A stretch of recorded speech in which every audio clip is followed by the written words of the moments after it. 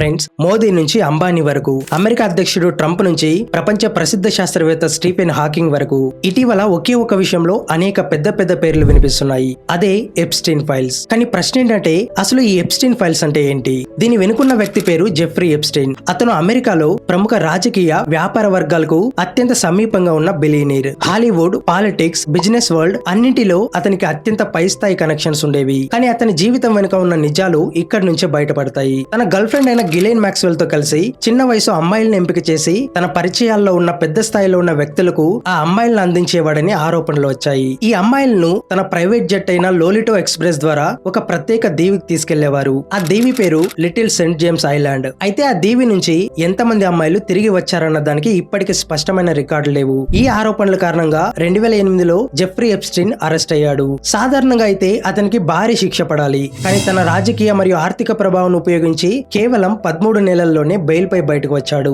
అక్కడితో అతని కథ ఆగలేదు. అదే పనిని మళ్లీ మొదలు పెట్టాడు. కానీ ఈసారి ఒక పెద్ద తప్పు చేశాడు. అదేంటంటే, తనకు దగ్గరైన పెద్ద పెద్ద వ్యక్తులను బ్లాక్ మెయిల్ చేయడం. దాంతో 2019లో అతన్ని మళ్లీ అరెస్ట్ చేశారు. కోర్టు విచారణకు ముందే అతను జైల్లోనే మరణించాడు. ఇదే అధికారిక రికార్డులో చెప్పిన కారణం. కానీ అసలు నిజం ఇప్పటికీ అనేక ప్రశ్నల మధ్య ఉంది. 2026లో రీసెంట్ గా ఒక బాధితురాలు తనకు న్యాయం కావాలని ముందుకు వచ్చింది. అందుకే జెఫ్రీ ఎప్స్టీన్ గర్ల్ ఫ్రెండ్ అయిన గిలెన్ మాక్స్వెల్ పై కేసు వేసింది. అంతేకాదు, తన దగ్గర ఉన్న అనేక కీలక ఆధారాలను కోర్టులో సమర్పించింది. ఆ ఆధారాలను చూసిన తర్వాత కోర్టు ఒక కీలక నిర్ణయం తీసుకుంది. ఆ డాక్యుమెంట్స్ ను ప్రజలకు విడుదల చేయాలని ఆదేశించింది. ఆ డాక్యుమెంట్స్ కే ఎప్స్టీన్ ఫైల్స్ అనే పేరు పెట్టారు. కానీ ఇక్కడ ఒక ప్రశ్న తప్పనిసరిగా వస్తుంది. ఇన్ని సంవత్సరాల పాటు ఈ బాధితురాలు ఎందుకు మౌనంగా ఉంది? అసలు ఇంతటి కీలక ఆధారాలు ఆమెకు ఎక్కడి నుంచి వచ్చాయి? ఈ ఎప్స్టీన్ ఫైల్స్ ఇంకా ఎవరెవరి పేర్లు బయటపడతాయి? ఫ్రెండ్స్, ఈ మొత్తం విషయం గురించి మీరేమనుకుంటున్నారు? మీ అభిప్రాయాన్ని కామెంట్ లో చెప్పండి.